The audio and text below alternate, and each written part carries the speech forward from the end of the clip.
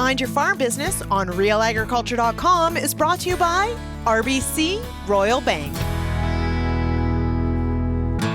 Welcome to the Mind Your Farm Business podcast, brought to you by RBC Royal Bank. I'm Sean Haney, founder of RealAgriculture.com and host of Real Ag Radio on Rural Radio 147, Sirius XM. You can find more episodes of this podcast by going to MindYourFarmBusiness.com. Today's topic on the Mind Your Farm Business podcast is all about building an advisory board. Now, in the past, we've done episodes about why you should have an advisory board. Now we're going to talk about assembling that roster. As entrepreneurs, farmers and ranchers tend to work very independently. Our independence is our greatest strength, but it can also be a significant weakness. You cannot be an expert in all management functions, and on top of this, it's quite frankly lonely at the top. Having access to an advisory board can prove to be exceptionally beneficial. So now that we all are on board, who the heck should be on it? That's what we're going to talk about today. Assembling the advisory board is a critical step that requires serious thought. Today's guest is Terry Betker of Backswath Management. Terry's been involved as a member of advisory boards and has assisted in building many. Let's get to the conversation as we mind your farm business.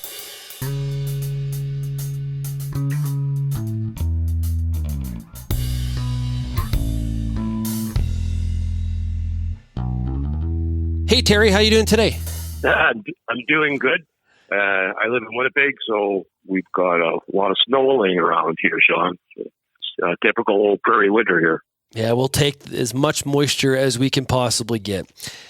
Terry, today we're going to talk about putting together your roster of your advisory board. And you and I have talked about advisory boards in the past. Listen, you've convinced me. You got me. I'm all in on the advisory board. I can see the benefits when it comes to a farm of many different shapes and sizes and focuses. Now, here's the question. Who the heck should be on it? What does that roster need to look like?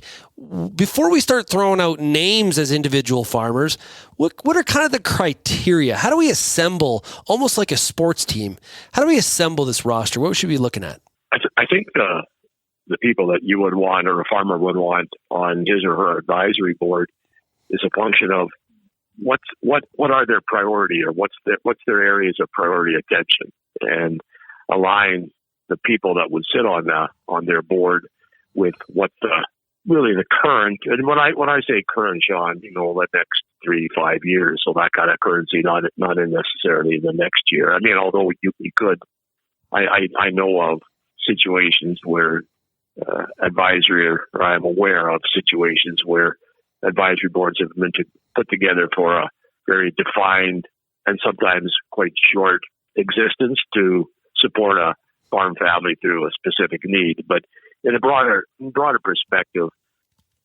take the next 3 to 5 years. What's the farm looking for, and from external resources, and then let's try to attract the most qualified people that we can to that board.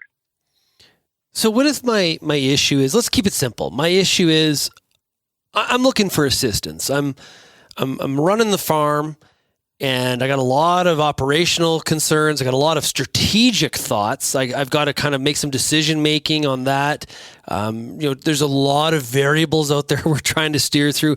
But I don't necessarily have, like in a corporate setting, you'd have an executive team that you would lean on to help you through this process. And then those executives would have specialties.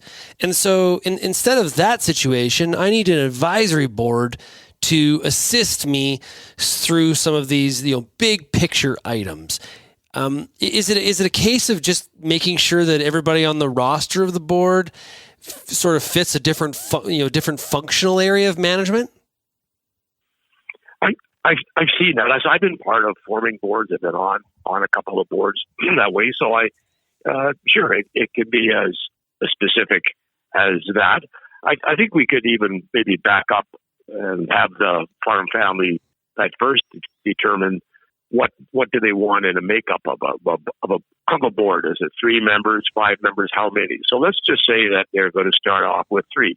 And you might look for then potential candidates with a different skill set in 3 than you would if you were going to have 5. Meaning, to your point, that if you have a larger number of directors on your advisory board, then you could be more specific about what the relative skill sets, backgrounds, experiences they are that they bring to the table, so to speak.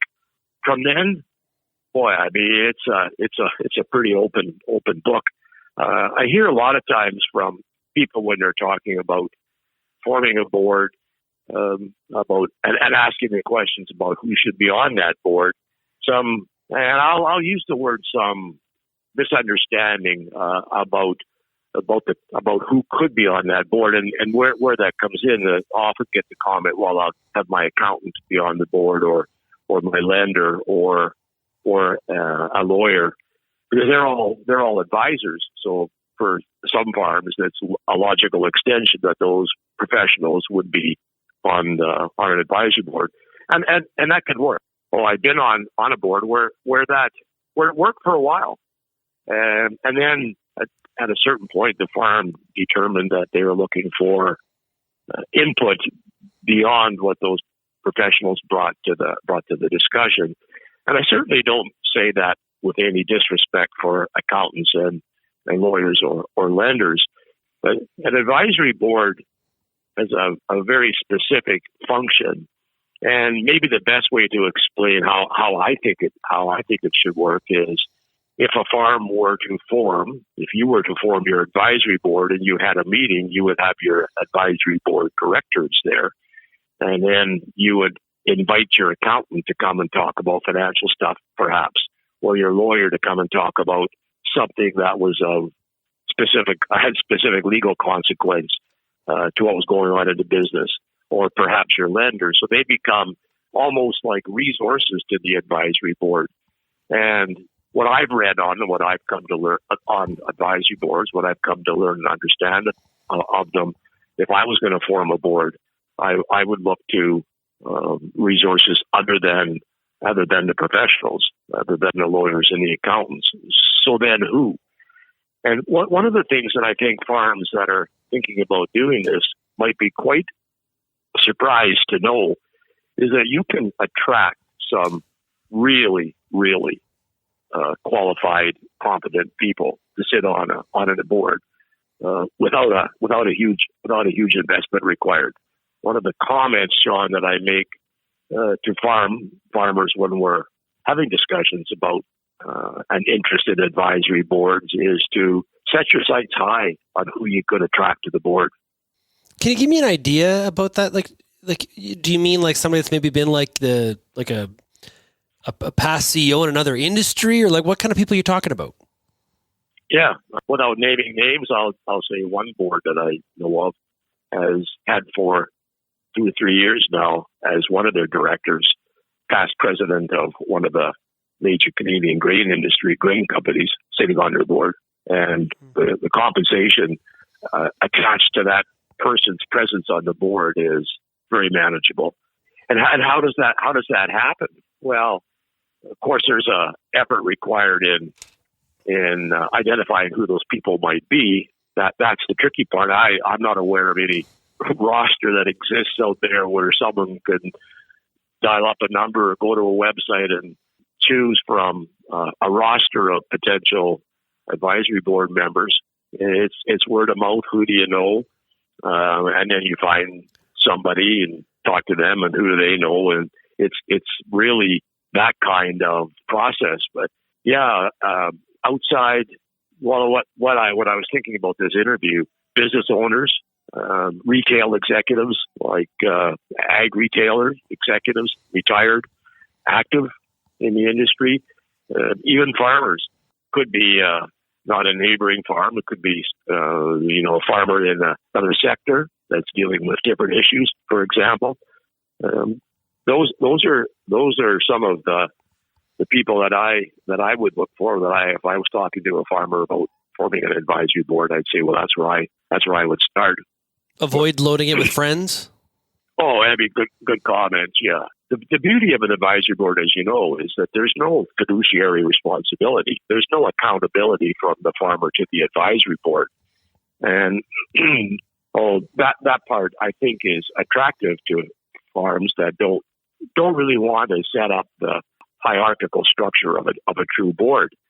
Now, in an advisory board, the farmer should not expect to be called to task. But at the same token, an advisory board shouldn't be a feel-good setting place. It should, at least to me, the ideal advisory board structure aren't your friends, aren't people necessarily that you know. They're people that you would respect in the industry, and they're people who would have a genuine interest in agriculture, in farming, and in helping any farm advance.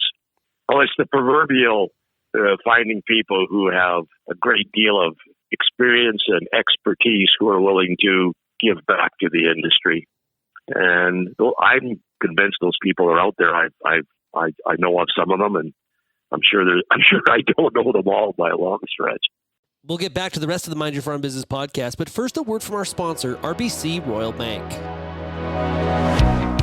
This episode of Mind Your Farm Business podcast is brought to you by RBC. Maybe you've had an idea about upgrading your operation, or finally getting that renovation done, or buying some new equipment. Or you want to be a little less reliant on the weather from season to season. Get some help making it happen by speaking with an RBC Agriculture account manager. Then, set up an investment plan to make even more of your ideas happen. Visit rbc.com/chartyourcourse and get started today. I would think a big part of this is you try to recruit an advisory board that's going to work for you. One of the key things, or one of the very first questions I would ask if I was approached is, what are your expectations for me as a member? You know, what are you looking to get out of this? And I think those are the kind of questions that, it seems like a pretty simple question, but your answer just can't be, well, I want you to help me. That's pretty nondescript. You should really have to work through the process of, okay, what are the expectations of these people so that they know what they're getting into, that they walk into a situation where they can really provide some value. Is that correct? Exactly. But there's two sides to that discussion. Not only should the farmer be prepared to say to a prospective advisory board member what his or her expectations of them are as one of his or her board of directors, but the farmer should be able to ask the advisory board member what the advisory board member's expectations of the farmers are. So there's a two-way. There's an interview type discussion to it. So farmer should be prepared to tell the advisory board member what he expects of them, and he should be prepared to answer their questions of what they can expect of him. And that's a really important piece as far as, at least in my opinion, because if I was going to form an advisory board, I was a farmer looking to form an advisory board, I do not expect group 3 to 5 qualified people together and have them help me write my plan, help me formalize my plan for my business. The farmer should be able to present to these candidates what his longer-term strategy is, some detailed information around financial performance, corporate structure, governance, and present to the candidates and his potential advisory board members, here's what my farm's about. Here's what my challenges are. Here's what my opportunities are. And here's what I want you to help me with.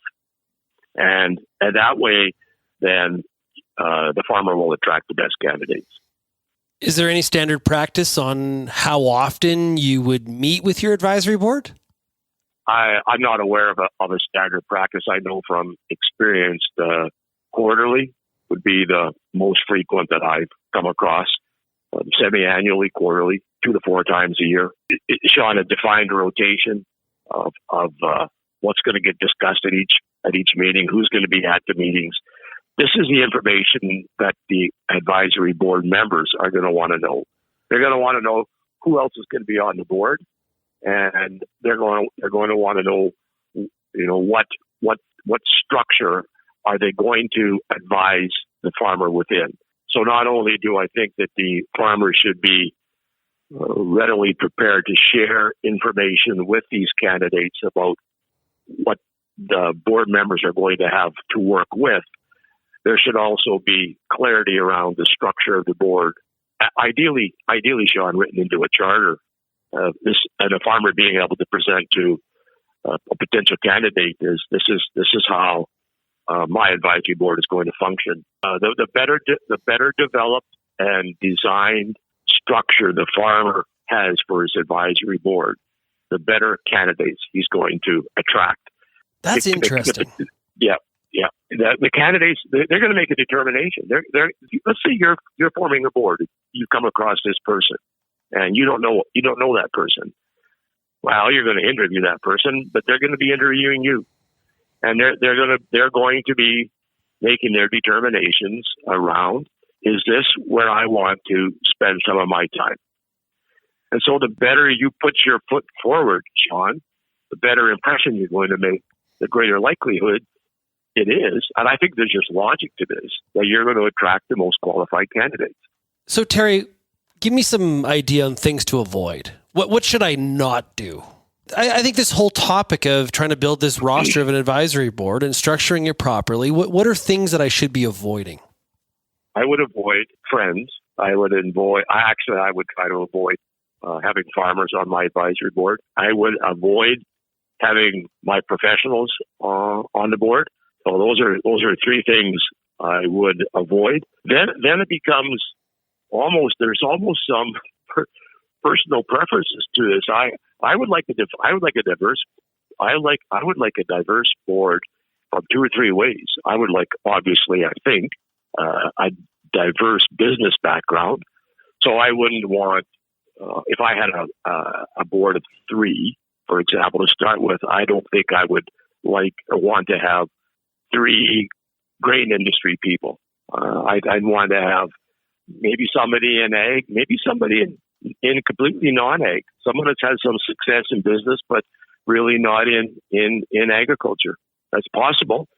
More typical, I think, we would try to attract somebody not in farming, but in retail, somebody like who's got some experience and exposure that way. That'd be one thing that I would be looking for.